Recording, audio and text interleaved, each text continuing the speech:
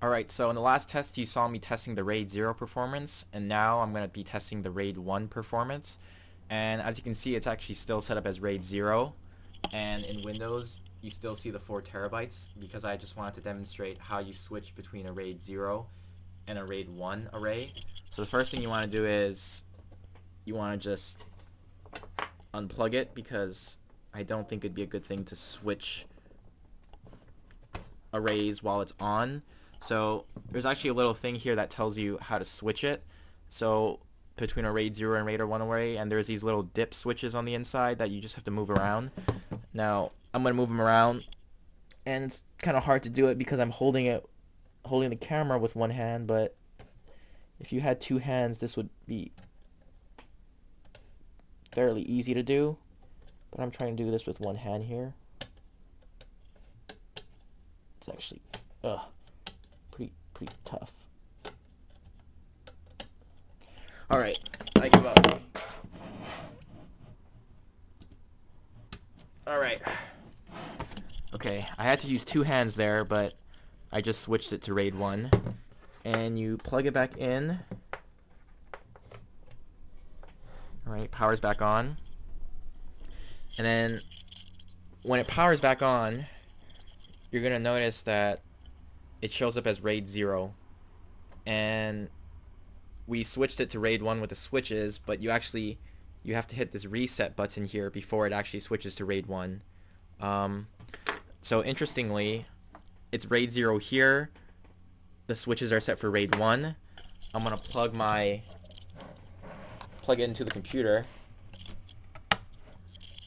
And it looks like the computer is still recognizing it as RAID 0 because we're getting 4 terabytes here. So now I'm going to do what you're supposed to do. Is you're supposed to hit this reset button here for, they say, 5 seconds in the manual.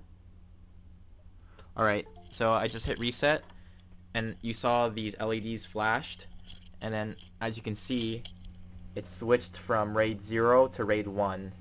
And in Windows you can actually see that it switched from 4 terabytes to 2 terabytes because we switched to from RAID 0 to RAID 1, and it looks like we're going to have to initialize this disk.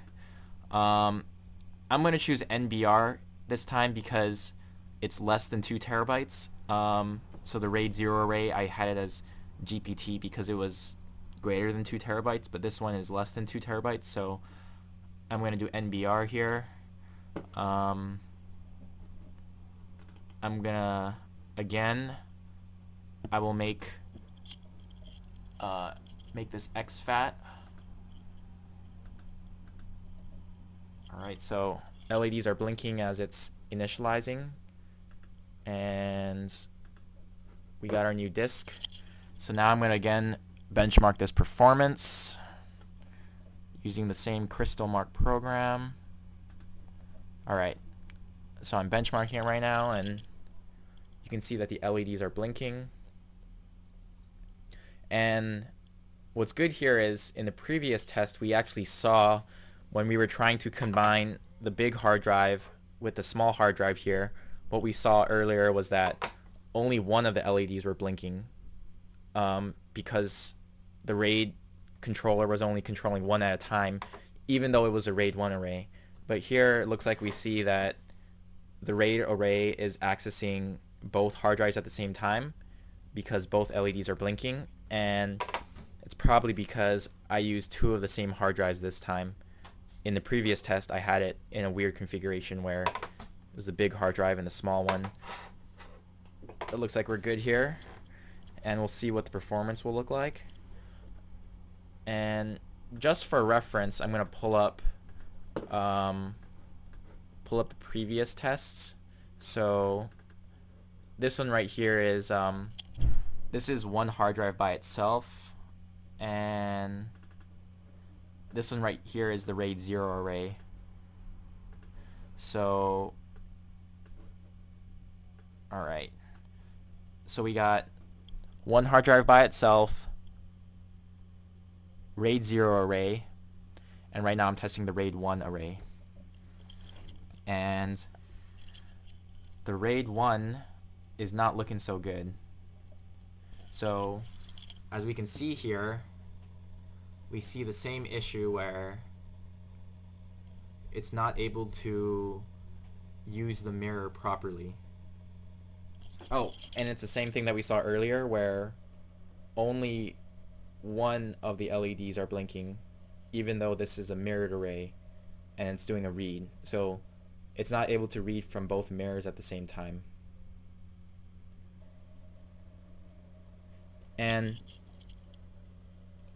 I can actually hear the hard drives. It might be hard on the audio, but it almost sounds like only one hard drive is spinning.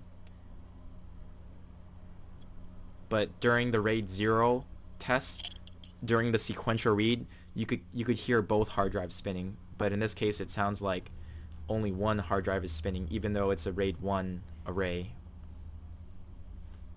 And there's one LED blinking, so it looks like only one of them is working. And again, if you look at the performance here, I mean, this is the hard drive by itself. This is the RAID 1 array.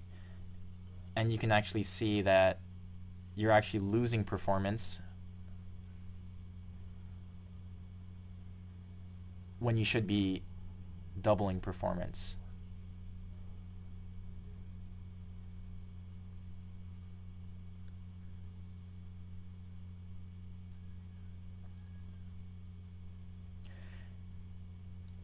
And you might be asking yourself, why are you losing performance in the RAID 1 array versus in the RAID 0 array? You can see that clearly you are gaining performance by combining the hard drives, but in RAID 1 it looks like you're losing performance by combining the hard drives. And the best answer I can give you of why this is the case is because we're running what's called a software RAID versus a hardware RAID. Now, more expensive RAID controllers will have hardware RAID, which means that they're able to combine two of the hard drives' performance. But in this case, it's probably a software RAID, which when combining the hard drives, it taxes the controller on the RAID controller. So instead of combining the performance of two of the hard drives, it actually reduces the performance of the hard drives because the RAID controller is trying to mirror the data, which means that it's working harder than it was. So when it's doing one by itself, it's only controlling one hard drive, and then when you mirror it in RAID 1, it has to work twice as hard. So in theory, you would double the performance because you have two hard drives in RAID 1, but here you see the performance, it actually went down even though you're combining two hard drives. So it looks like the controller on this board is not keeping up with the hard drives. No. It's not keeping up, because if it were keeping up, you would expect performance to be double here, but performance is the same. So what that tells me is that the RAID controller is not keeping up and not able to mirror the data properly, which is not a surprise because if you look in here, the RAID card is extremely small. It's only this thin. The chip is really small. There's no heat sink in there, so there's not that much processing power. So you wouldn't expect great performance, but you at least get good stability, as we saw earlier, where under failure, you're at least going to get to be able to recover your data because the data was mirrored. But you see here that your speeds will be about the same even though you have a mirrored data. And this concludes the RAID 1 performance test.